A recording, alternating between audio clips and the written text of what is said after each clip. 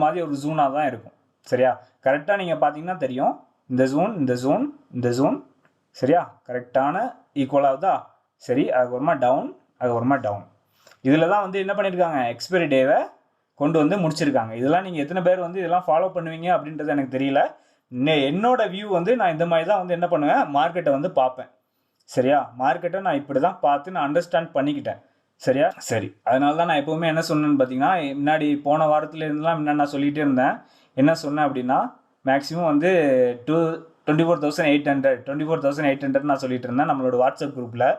ஏன் அப்படின்னா, ஸோ இந்த லெவலை வச்சு தான். சரியா? இந்த லெவலை வச்சு தான்.